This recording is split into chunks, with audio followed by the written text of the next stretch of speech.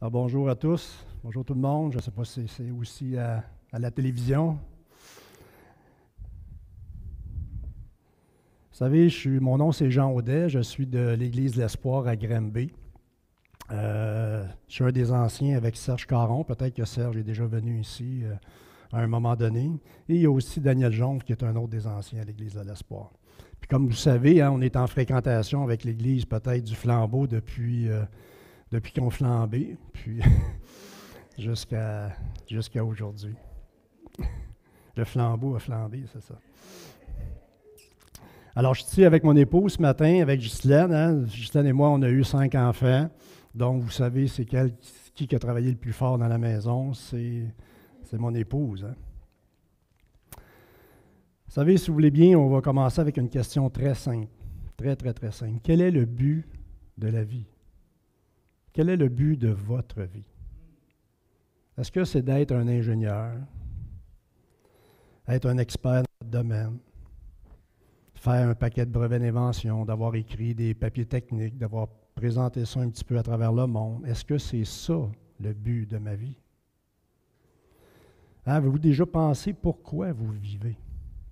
Vous savez, tôt ou tard, chacune des personnes, tout le monde à un moment donné, pense au sens de la vie. Même les gens qui se disent athées, ils pensent au sens de la vie. Tôt ou tard, vous allez vous dire, pourquoi j'ai les 2 pieds sur cette terre?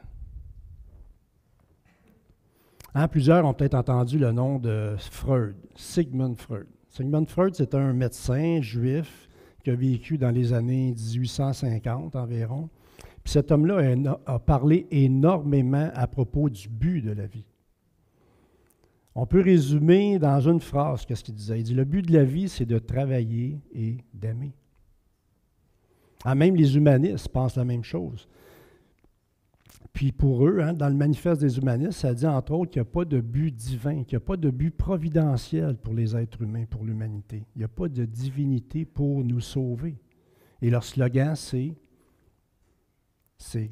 good without God. On est bien sans Dieu. Mais pour vous, quel est le sens de votre vie? Alors, pour nous aider ce matin à savoir pourquoi nous vivons, on va lire 2 merveilleux chapitres dans un livre qui contient des passages des plus majestueux de la Bible. Puis ces 2 chapitres-là se trouvent dans un livre vraiment spécial. Ce livre-là, il est tellement spécial que plusieurs personnes ont cessé de le lire pour toutes sortes de raisons. Peut-être que vous-même, vous ne le lisez plus. Ces 2 chapitres-là se trouvent dans le livre de l'Apocalypse. Puis le titre de la prédication, on peut peut-être l'afficher si vous voulez. Je pense qu'on le voit. C'est ça. C'est le Dieu créateur et rédempteur et glorieux. On va voir 4 points ce matin à propos de ces passages-là dans Apocalypse 4 et 5. Alors, avant de débuter, si vous voulez, je vais commencer par ouvrir une petite parenthèse. Vous savez, lorsque nous lisons la Bible, il est vraiment important de comprendre que Dieu s'adresse à des personnes qui sont limitées en connaissance, comme nous aussi aujourd'hui. Que Dieu s'adresse à des gens qui comprenaient le monde dans une certaine façon, selon leurs croyances, selon leur culture. Il ne faut jamais perdre ça de vue lorsque nous lisons la parole de Dieu. Souvent, je dis, Dieu s'adresse à des gens dans une période de temps donnée, avec des connaissances données, dans une culture donnée. Puis Dieu communique des vérités à ces hommes-là, tels que nous aussi aujourd'hui, en fonction de nos limitations. Alors maintenant, vous savez, le livre de l'Apocalypse est compris, c'est interprété de différentes façons par toutes sortes de monde. On peut dire sans vraiment se tromper qu'il n'y a personne qui a la vérité absolue à propos de ce livre-là. Si vous l'avez ce matin, vous levez la main, je vais aller vous voir parce qu'il y a beaucoup de morceaux que je ne comprends pas dans l'Apocalypse. Mais je crois que Dieu a bien fait ça. C'est pour nous amener à nous humilier devant ce livre si merveilleux. Donc aujourd'hui, je veux seulement vous amener dans ce livre-là pour vous parler du but de la vie. C'est ça ce matin qu'on va voir. C'est les 2 chapitres de l'Apocalypse. Jean il est invité au ciel pour voir le trône de Dieu, pour voir aussi le plan de Dieu. Alors, comment l'apôtre Jean, que lui est limité en connaissance, va faire pour expliquer ce qu'il voit? L'apôtre Jean va se servir d'images, parce qu'il n'a pas de mots pour expliquer ce qu'il voit. Vous savez, le livre de l'Apocalypse, c'est un genre littéraire vraiment particulier. C'est un genre littéraire apocalyptique qu'on appelle. Puis aussi, il y a une forme eschatologique dans ce livre-là. Puis ce genre d'écrit-là, il était vraiment très fréquent dans cette période de temps-là. Vous savez, le symbolisme est utilisé pour expliquer des choses que nous n'avons pas de mots dans notre langage pour expliquer. Je vais prendre un exemple très simple, si vous voulez bien. Je vais prendre un petit peu d'eau avant. Supposons que vous allez aux îles Mokmook. Mais je pensais que ça n'existait pas, puis j'ai appris cette semaine que c'était en Abitibi, les îles Mokmook. Il y a une place qui s'appelle les îles Mokmook. Alors, fait que là, je ne veux pas parler contre les gens qui sont là. Je ne pensais pas que ça existait, vraiment. Vous savez, supposons que vous allez aux îles Mokmook, puis les personnes qui vivent là-bas ont été isolées du monde pendant des centaines d'années. Ils ne connaissent aucune autre langue, ils ne connaissent pas votre langue, puis là, vous passez plusieurs années avec eux pour apprendre leur langue, pour apprendre leur culture. Puis là, maintenant, vous comprenez un petit peu comment ça marche dans leur culture, vous les comprenez bien, et là, maintenant, c'est d'expliquer votre langue à ces gens-là. Alors, maintenant, vous arrivez à un mot qui s'appelle ampoule électrique. Alors, comment allez-vous expliquer à des gens qui ne connaissent pas ça, une ampoule électrique? Ils ne savent pas c'est quoi une ampoule électrique. Ils n'ont jamais vu de centrale électrique, ils n'ont jamais vu de fil électrique, ils n'ont jamais vu d'interrupteur électrique, ils n'ont jamais vu d'ampoule électrique. Alors, comment allez-vous expliquer ça dans votre langue pour qu'ils comprennent dans leur langue? C'est une bonne question. Vous allez vous servir d'images, puis vous allez vous servir de symboles pour qu'ils comprennent. Pour expliquer des choses qu'ils ne connaissent pas.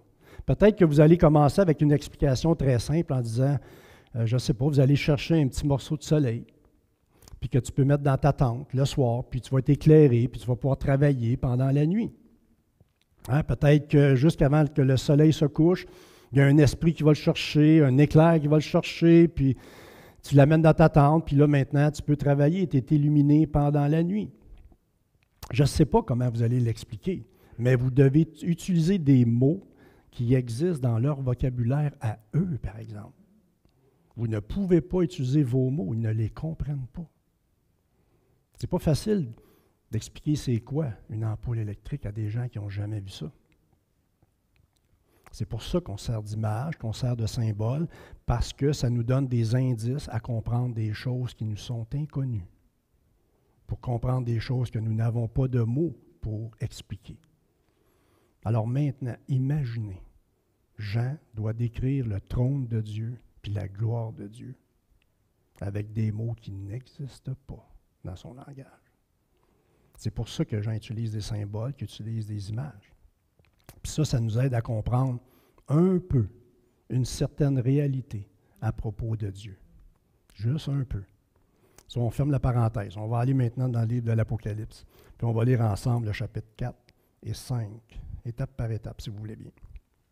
Vous savez, ces deux chapitres-là sont vraiment importants pour comprendre le but du livre de l'Apocalypse.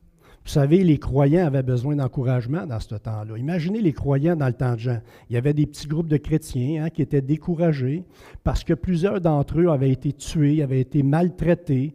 L'Empire romain dominait sur eux. Ils se disaient peut-être, où était la promesse du retour de Christ? Peut-être certains se disaient, avons-nous été trompés en venant à Jésus-Christ? Est-ce que c'était une illusion, cette affaire-là? Peut-être que vous-même vous êtes posé ces questions-là un jour. Alors, le livre de l'apôtre Jean était vraiment réconfortant pour chacun d'entre eux.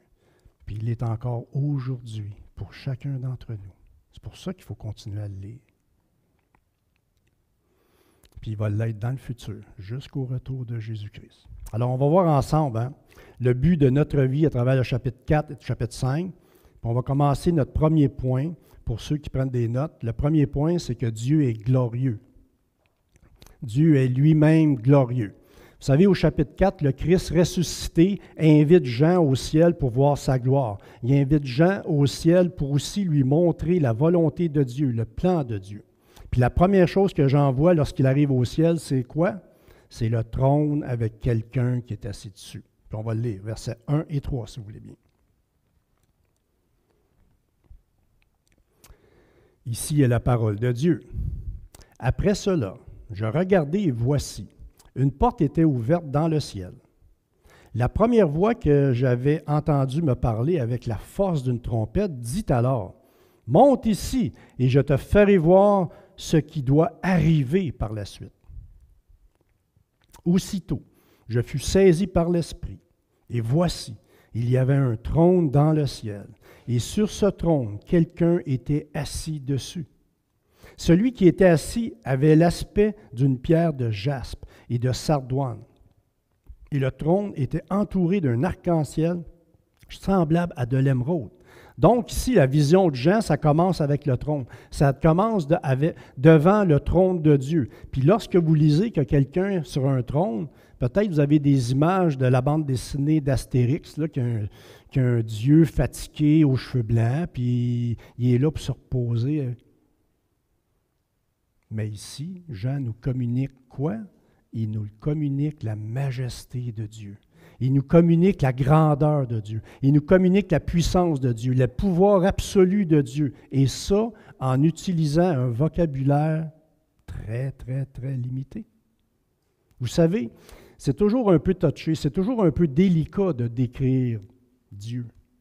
Puis ici, dans le texte, Jean nous donne une description pas mal vague de l'aspect de Dieu par toutes sortes d'images, au verset 3. « Celui qui était assis avait l'aspect d'une pierre de jaspe et de sardoine. Et le trône était entouré d'un arc-en-ciel semblable à de l'émeraude. » Donc, lorsque vous lisez ce texte-là, ce n'est pas vraiment clair à quoi ressemble Dieu, n'est-ce pas? Il y a beaucoup d'interprétations là-dessus. Mais une chose qui est claire, c'est que Dieu est glorieux. Puis ça, il est resplendissant. Et ça, on le voit dans le texte. Une autre chose qui est très claire, puis c'est vraiment intéressant pour chacun d'entre nous, c'est que ça ne parle pas de vous, puis ça ne parle pas de moi. Nous ne sommes pas assis sur le trône avec lui. On n'est même pas assis à sa droite, puis à sa gauche. Ça ne vous fait pas penser à une histoire, ça, que quelqu'un, deux personnes, Jean puis Jacques, voulaient s'asseoir à sa droite puis à sa gauche? Mais ici, l'image, c'est Dieu qui siège sur le trône et nous ne sommes pas là. Dieu veut sûrement qu'on sache que la gloire lui appartient à lui seul. Comme dans Ésaïe au chapitre 42, si vous vous souvenez. « Moi, je suis l'Éternel, tel est mon nom. Hein? Je ne donnerai ma gloire à aucun autre. » Donc, ici, on voit à travers les images que Dieu lui-même est glorieux, puis qu'il n'a pas besoin de nous autres pour être glorieux. Il est tout-puissant, il est glorieux. Maintenant, pourquoi Dieu donne à Jean une vision de lui-même pour sa gloire? Pourquoi? Vous savez, dans ce temps-là, les petits groupes de chrétiens, comme je dis tantôt, avaient dans une certaine mesure de l'oppression, des persécutions par les Romains, par les Juifs. Jean, les croyants, avaient probablement besoin d'espoir.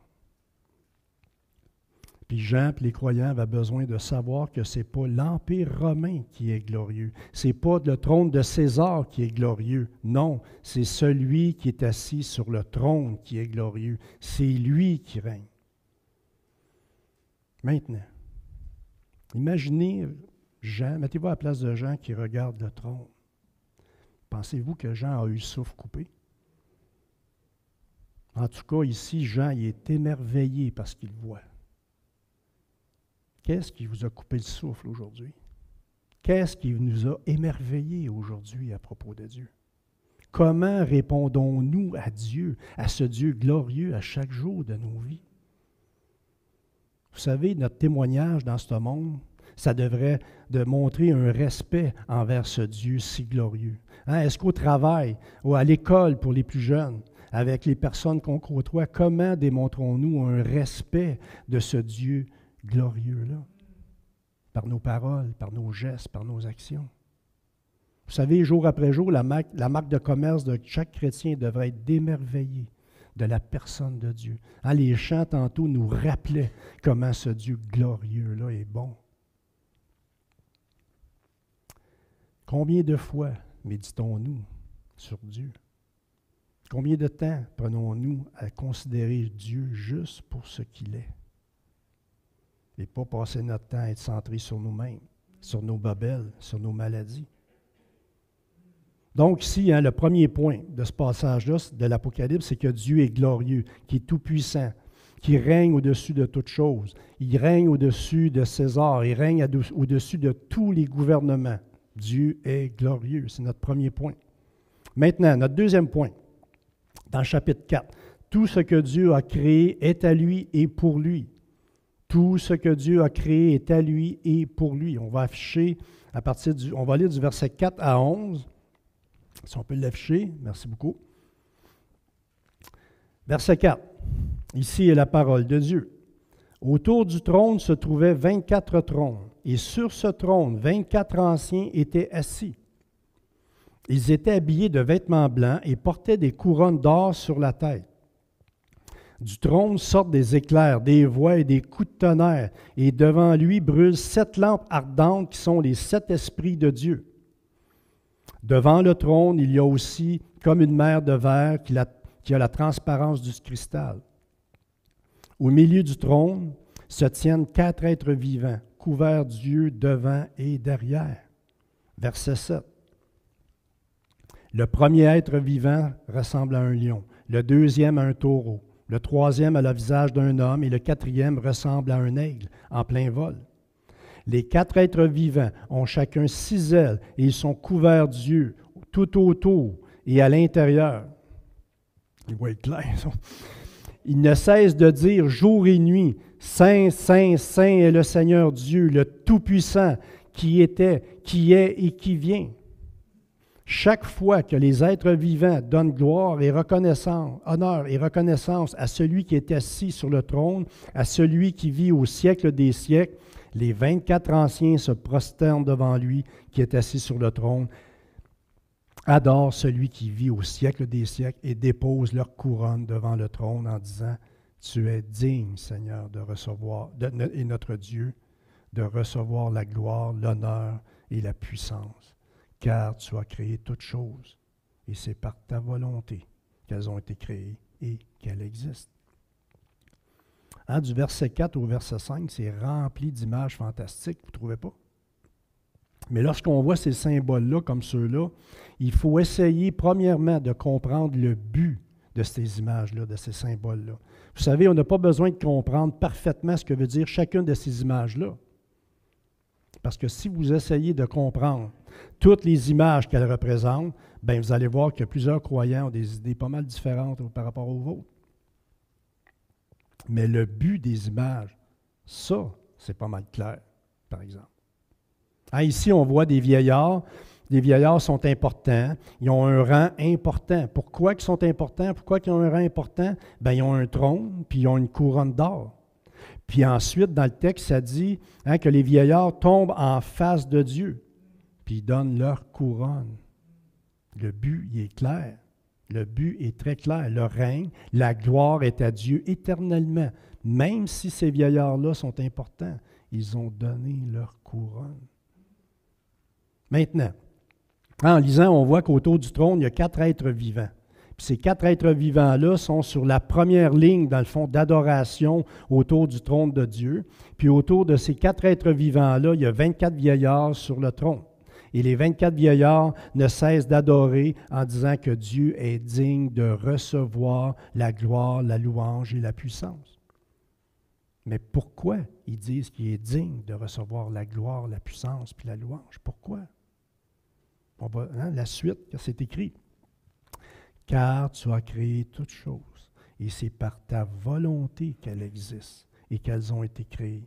Donc, l'univers entier, frères et sœurs, doit son existence à sa volonté, à lui. Donc, Dieu a créé tout ça pour lui, puis par lui. En passant, ce n'est pas juste les créatures et les vieillards qui ont été créés, c'est tout ce qui existe. Puis nous faisons partie de cette création-là. Vous en faites partie. Je ne sais pas si vous avez remarqué, mais dans cette image-là, Dieu est au centre, puis les autres sont autour. Dieu est le centre de leur adoration. Ça doit être la même chose pour chacun d'entre nous. Nos vies devraient être centrées sur Dieu, comme des planètes qui tournent autour du Soleil. Toute notre vie devrait tourner autour de ce Dieu-là pour sa gloire à lui, et pas le contraire. Hein, ce n'est pas Dieu qui doit tourner autour de nous. Hein? Ce n'est pas nous le centre. Mais c'est vrai, on est tellement important. T'sais.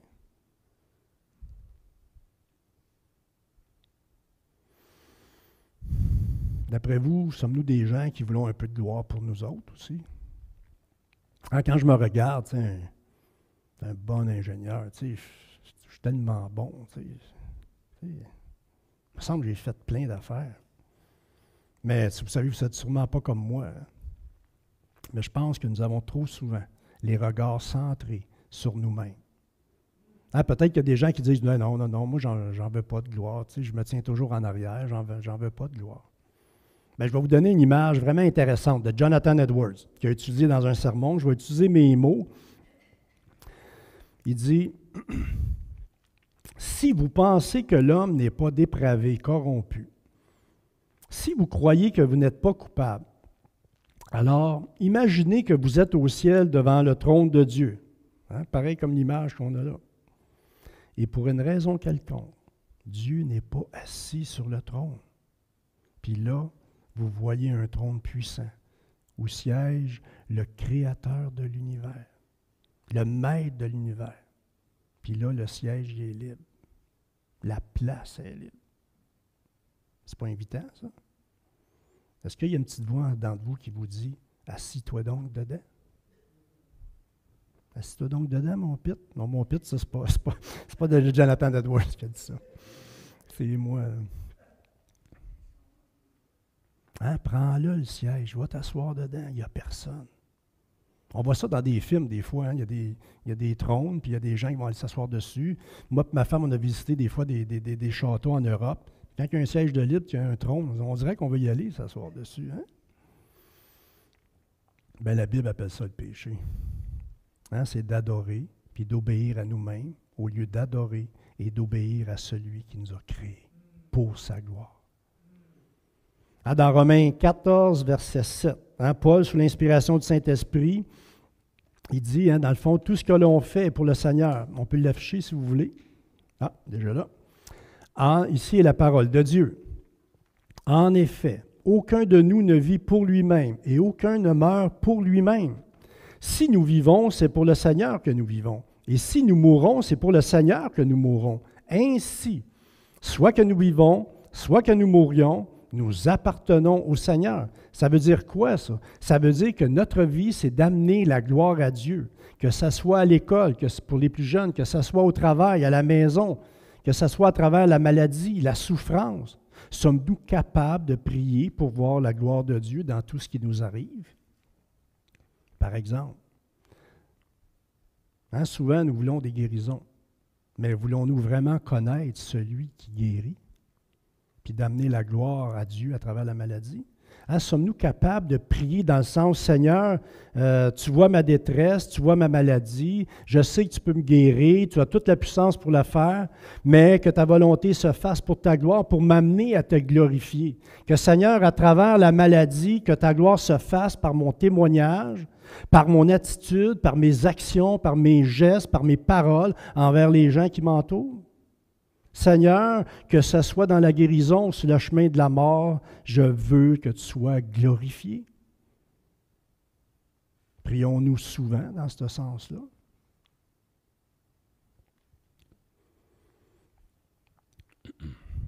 Donc, Dieu a créé toutes choses pour lui et pour sa gloire. C'était le deuxième point. Le troisième point maintenant.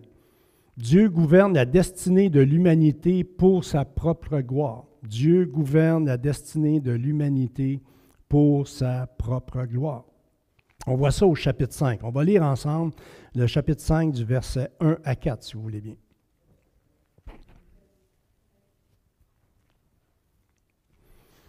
Chapitre 5, verset 1 à 4. Si on peut l'afficher, c'est possible. Peut-être c'est jamais. Je vais vous le lire. Ici est la parole de Dieu.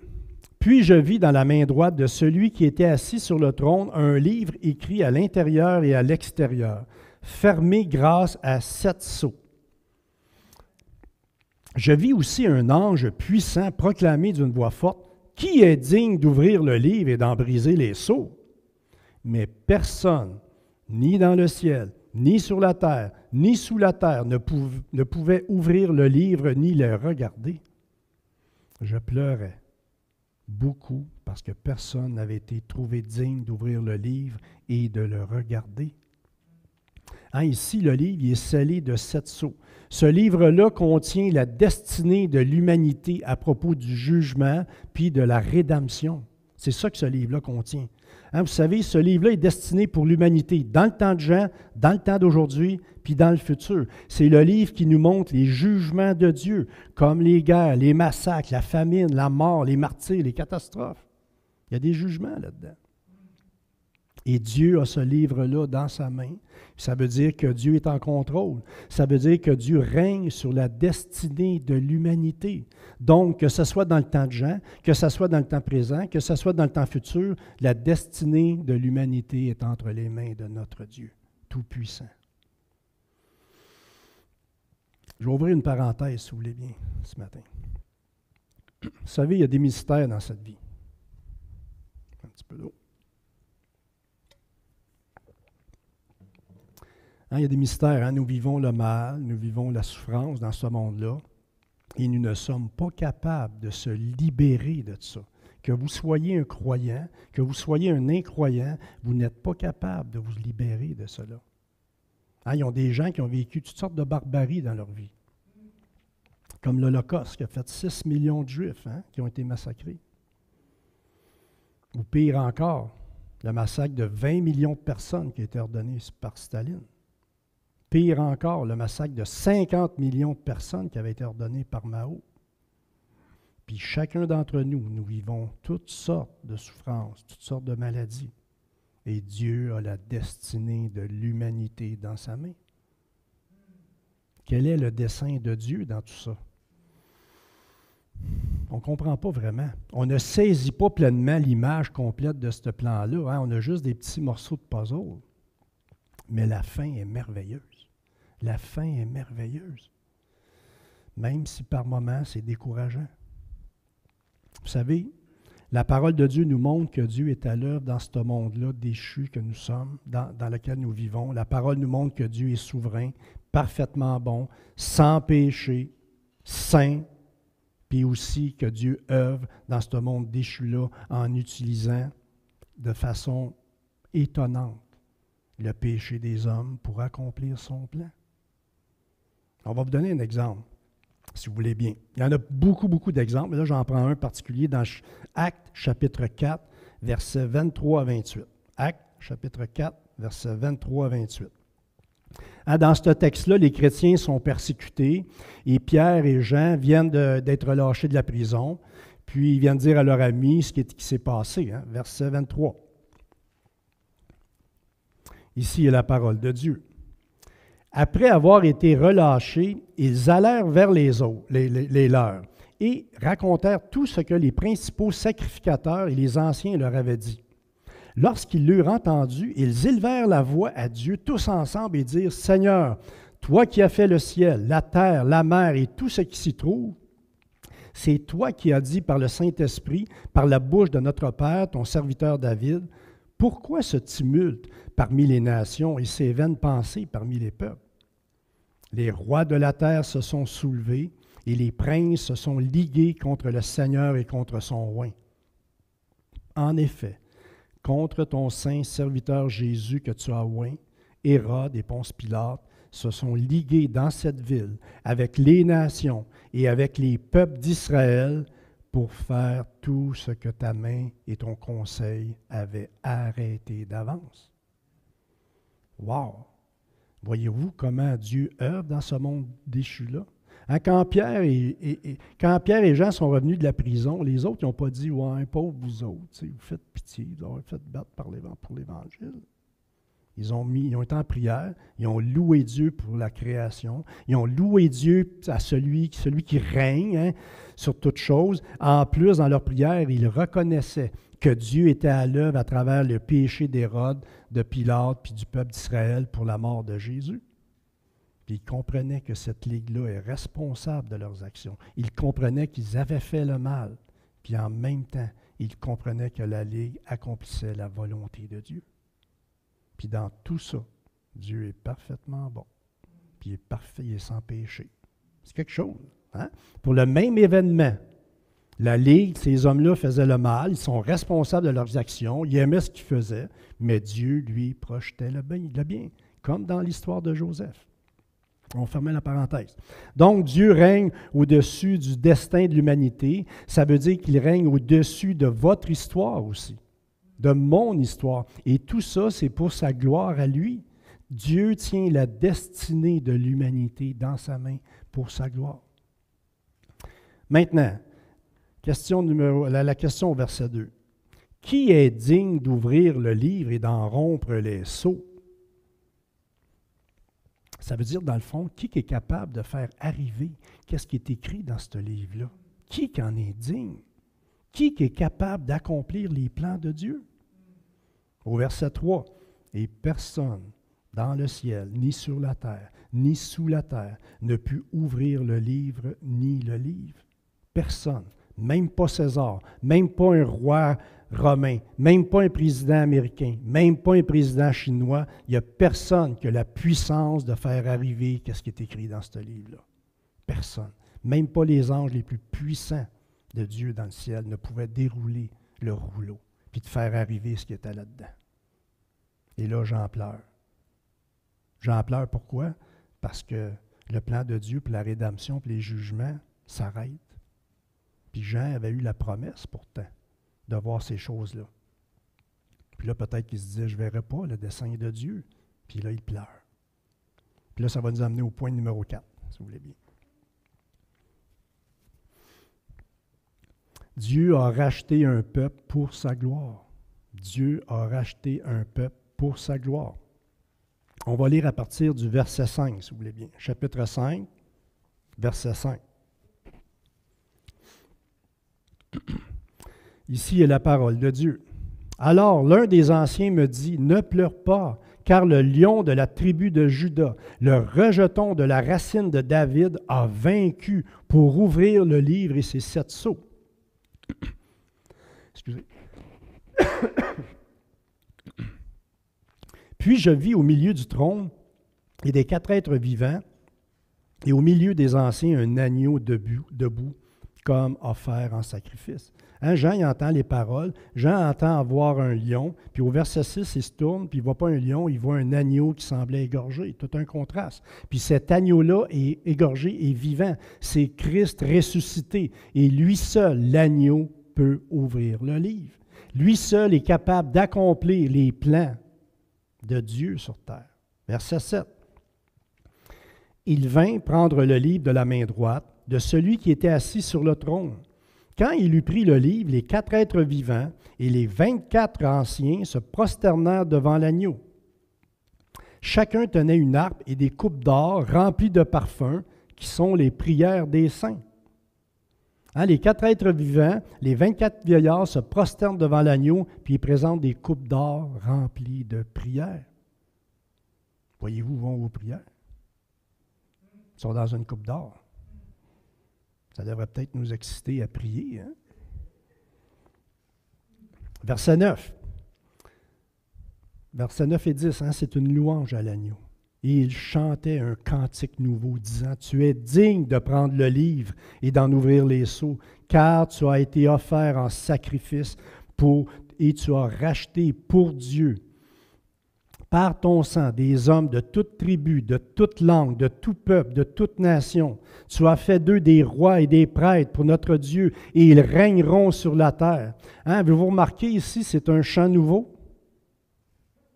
C'est plus le chant du chapitre 4 qu'on a vu tantôt, hein, qui louait Dieu pour la création, qui louait Dieu parce qu'il était saint, parce qu'il était puissant. Non. Ici, le chant, il est nouveau. C'est un nouveau chant. Pourquoi un nouveau chant? Parce que l'autre chant, il n'était pas suffisant pour exprimer l'événement qu'il vient de voir au ciel. C'est un chant nouveau adressé à Christ, parce que par son sang, Christ a racheté pour Dieu des hommes et des femmes de toute nation. C'est un nouveau chant à propos de la rédemption ici qu'on voit. C'est quelque chose que le ciel n'avait pas vu encore. Ça prenait un chant nouveau. Chapitre 4. Dieu était glorifié pour sa création, sa puissance, sa sainteté. Chapitre 5. L'agneau est glorifié pour la rédemption. L'agneau a racheté des gens de toute nation. Vous savez, je ne sais pas si vous êtes ici ce matin et vous n'êtes pas un croyant, vous devez comprendre quelque chose. Vous devez comprendre que vous êtes coupable devant Dieu à cause du péché. Hein, peut-être vous posez la question, pourquoi que les croyants, eux autres, ils sont plus coupables à cause de leur péché? Ils pêchent encore, eux autres. Hein, je le connais, moi, Jean Odette, ils pêchent. Parce que Dieu, dans son amour, a pourvu le moyen d'enlever cette condamnation-là. Hein, 2000 ans passés, il s'est incarné en homme. Il a vécu une vie entière dans une soumission complète au Père. Puis ensuite, lui qui n'a rien fait, lui qui n'a pas péché, a été amené à la croix. Puis par sa mort, il a pris notre culpabilité, il a pris notre colère. Il a pris que la colère de Dieu, c'est-à-dire qu'il devait tomber sur notre tête parce que Dieu est juste, puis sa justice devait être faite. Il a annulé le péché. Il a rendu Dieu propice en subissant le plein châtiment de nos péchés. Il a réconcilié Dieu avec tous ceux et celles qui croient. Il a pris sur lui-même le péché de tous ceux et celles qui se tournent vers lui et qui lui font confiance. Puis Dieu l'a ressuscité des morts pour nous justifier, pour nous rendre justes devant Dieu. Et maintenant, la colère de Dieu n'est plus sur nous. C'est pour ça que les croyants ne sont plus coupables. Pas parce qu'on ne pêche plus, mais ceux et celles qui le rejettent, par exemple, la colère de Dieu demeure sur eux. Et tout ça, c'est pour sa gloire. Donc, regardons ce que Dieu a fait pour nous, au lieu de regarder ce qu'on peut faire pour Dieu, parce que vous ne pouvez rien faire qui peut vous sauver. Mais en vous tournant vers la vérité de l'Évangile, vous allez avoir un chant nouveau dans le cœur. Pourquoi? Une vie nouvelle commence. Donc, la gloire est à l'agneau, puis à celui qui est assis sur le trône pour la rédemption. Verset 11. Hein, on voit que le cercle d'adoration s'agrandit de plus en plus vers l'extérieur. Hein. Il n'y a plus juste les êtres qui louent Dieu. Versets 11 et 12.